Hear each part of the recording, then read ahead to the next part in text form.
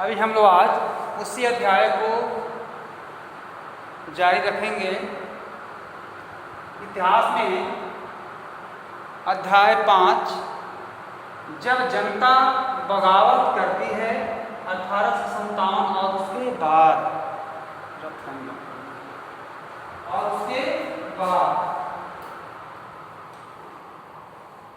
इस बात को हम लोग विशेष रूप से ध्यान रखते हैं, जानते भी हैं कि 1857 में अंग्रेजों के राज्य के बाद और अर्थात हमारे भारत जो गुलामी की बेड़ियों में जकड़ा हुआ था, उसके तहत उसके अंतर्गत तक विभिन्न प्रकार के जो अंग्रेजों के द्वारा चाल कुचाल चले जाते थे, किए जाते थे, उसमें हमारे भारतीय किसान, भारतीय सिपाही, भारतीय जमींदार और अन्य प्रकार के लोग कैसे प्रताड़ित थे और कैसे कैसे उन्हें अनेक असुविधाओं का सामना करना पड़ता था और उनके बताए गए मार्ग पर न चाहते हुए भी चलना पड़ता था।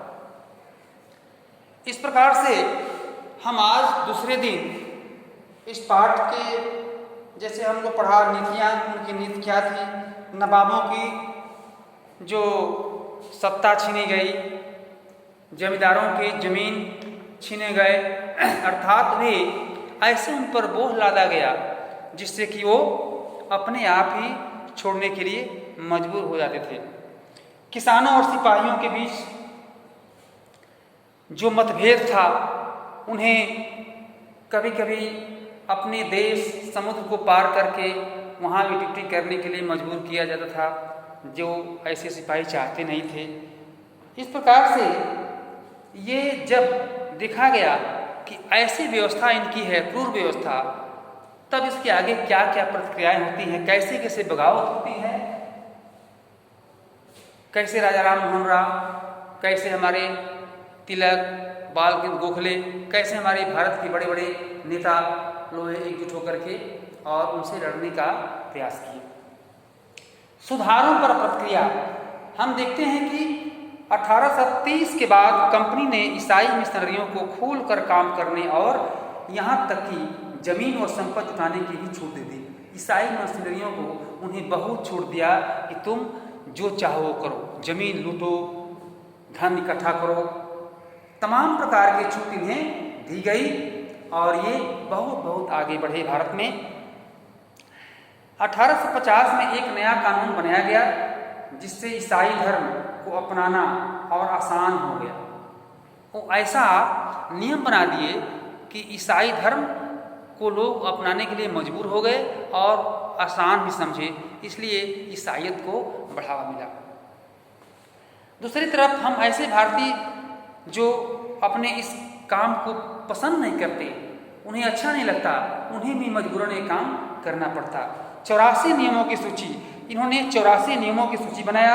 यहाँ महाराष्ट्र के एक गांव में रहने वाले ब्राह्मण विष्णु भट्ट गोडसे द्वारा लिखते पुस्तक माझा, जो कल मैंने इसको बताया था अगले टर्म में, वो इनके नियम इनके थे और उसी नियम के तहत ये भारत पर शासन प्रशासन करते थे। जल्द ही हर टुकड़ी में उत्तेजना छा गई।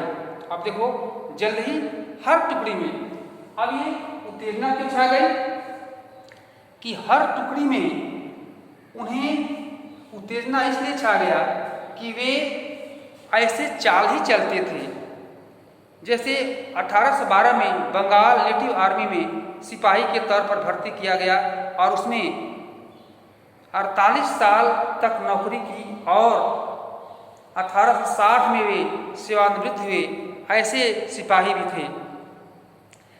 1861 में अवधी भाषा में अपने संस्मरण में लिखा गया एक नारगेट ने अंग्रेजी में अनुवाद किया और फ्रांस सिपाही टू सूबेदार, सिपाही से सूबेदार तक के नाम प्रकाशित किया गया। इसमें उनका ही वर्चस्व था। मेरा मानना है कि इस प्रकार से ये जो अंग्रेज जो शासक थे, वे अपने ही काम को और भारत में उन लोगों को नियुक्ति करके और अपने मन का प्रयोग कराते थे।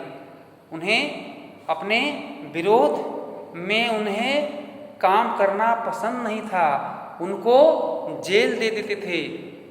जब कोई, जैसे अपने भारत में कोई नियम बनता है, कोई पालन नहीं करता है तो जेल नहीं दिया जाता, उन्हें छोड़ दिया जाता है। परंतु उनका ये विचार था और वो ऐसा करते भी थे, यदि उनके नियम पर कोई काम नहीं करता तो उन्हें वो बिना सुनवाई का वो जेल दे देते थे। सैनिक विद्रोह जन विद्रोह बन गया। अब देखो सैनिक विद्रोह क्या बन गया?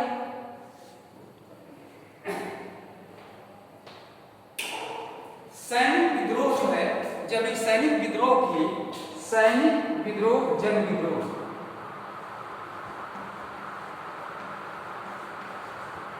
सैनिक विद्रोह जन विद्रोह,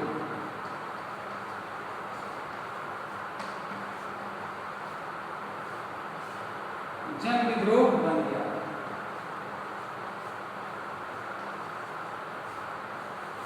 अब देखिए सैनिक विद्रोह जन विद्रोह क्यों बन गया? जिस देश के सैनिक ही विद्रोह करने लगे, हमारे फौज पर ही प्रहार हो और फौज ही विद्रोह करे तो पूरी आम जनता करेगी। शासक और प्रजा के बीच संघर्ष कोई अनोखी बात नहीं होती, लेकिन कभी कभी ये संघर्ष इतने फैल जाते हैं कि राज की सत्ता छिन्न भिन्न हो जाती है।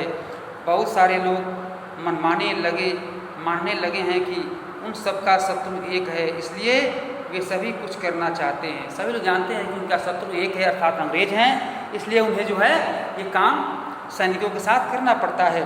भारत के उत्तरी भागों में 1857 में ऐसी ही स्थिति पैदा हो गई। फतह और शासन के 100 साल बाद ईस्ट इंडिया कंपनी को एक भारी विद्रोह से जूझना पड़ा। मई 1857 में शुरू हुई इस बगावत ने भारत में कंपनी का अस्तित्व ही खतरे में डाल दिया। मेरठ से शुरू करके सिपाहियों ने कई जगह बगावत की। समाज के विभिन्न तबकों के असंख्य लोग विद्रोही तेवरों के साथ उठ खड़े हुए और ईस्ट इंडिया कंपनी के खिलाफ लड़ने के लिए तत्पर हो गए। इस प्रकार से मेरठ में ये आग भड़की। हम लोग इसमें पढ़े भी थे। 29 मार्च 1857 को युवा सिपाही मंगल पांडे को बैरकपुर में अपने अफसरों पर हमला करके आरोप में फांसी पर लटका दिया गया। चंद दिन बाद मेरठ में तैनात कुछ सिपाहियों ने नए कारतूसों के साथ फौजी अभ्यास करने से इनकार कर दिया। सिपाहियों को लगता था उन कारतूसों पर गाय और सूअर की चर्बी का लेप चढ़ाया गया था। 85 सिपाहियों का नौकरी से निकाल दिया गया। 85 सिपाहियों को इस विद्रोह पर जो है उन्हें नौकरी से निकाल दिया गया, जो कहे कि इसमें इस बंदूक में चर्बी गायों का और सूअरों का है, तो ऐसे वो धर्म को मान करके और उन्हें फारिग भी नहीं करते थे। इस प्रकार से 1857 में ये क्रांति बहुत आँख पकड़ ली। मेरे कुछ सिपाहियों की एक टोली 10 मई की रात को घोड़ों पर सवार होकर मुँह अंधेरे ही दिल्ली पहुँच गई। अंधेरे ही दिल्ली लोग पहुँच गए और वहाँ भी बगावत करना शुरू कर दिए। इस प्रकार से हम देखते हैं कि बगावत फैलते फैलते हमारे भारत देश के कई शहरों में ये बगावत फैली। जैसे हमारे बलिया में वहाँ के कुंवर सिंह थे जो अंग्रेज़ों के प्रति बहुत ही दृढ़ संकल्पित थे, बहुत लड़े। झांसी में झांसी की रानी, महाराष्ट्र में बम्बे में, ये ऐसे स्थानों पर इनके साथ एक अच्छे मुठभेड़ में हमारे हिंदू सैनिक और हमारे हिंदू लोग मुखारित हुए और तब ये अंग्रेज प्रताड़ित होकर के अब ये जाने कि वास्तव में भारत में हमारा दाल अब नहीं गलेगा।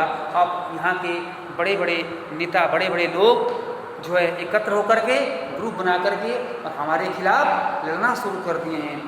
ऐसी सूरत में वे अंग्रेज, वे गोरे भारत छोड़ो आंदोलन जो एक बार हुई थी, उसके बाद से वे भारत छोड़ने के लिए मजबूर हो गए और ऐसा उन्हें जान पड़ा।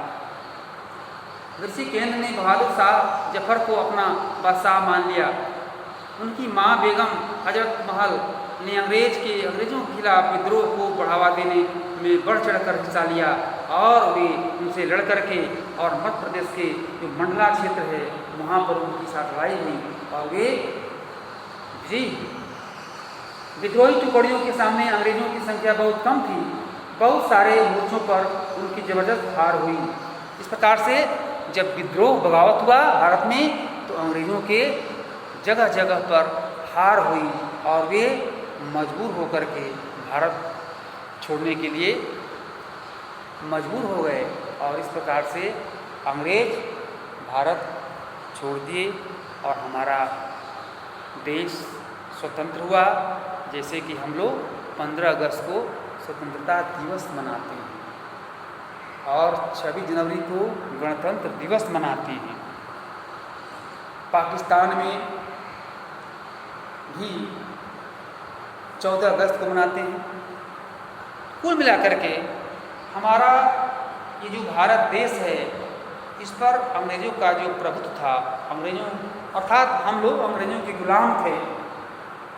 कुछ वर्ष तो बहुत साल पहले मुस्लिमों के गुलाम थे, परंतु अंग्रेज एक क्रूर शासक जो है हमारे भारत पर अनेक प्रकार से प्रहार किए और एक कंपनी रूल चला करके अनेक प्रकार के विभिन्न रूल रेगुलेटिंग एक्ट नियम बना करके और हमारे प्रभुसत्ता, हमारे धन संपदा और हमारे जो राजवाड़ी जो जमींदार तलह के लोग हैं इन पर प्रहार किया और उन्हें क्षत पहुंचाई। इसके बाद हम लोग इसमें जो होमवर्क है इतिहास में आप लोग इसको बनाएंगे 84 नियमों की सूची। वो 84 नियमों की सूची क्या है इसको आप लोग बनाएंगे। ये 84 नियमों की सूची क्या है इसको आप लोग बनाएंगे। 84 नियमों की सूची तैयार करना, ये होमवर्क।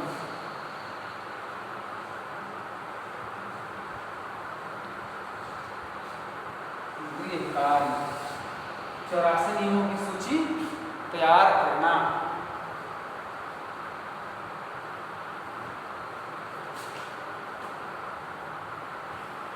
तब इसके बाद हम लोग पाठ संपन्न होगा तो इसका आंसर क्वेश्चन हम लोग लिखेंगे।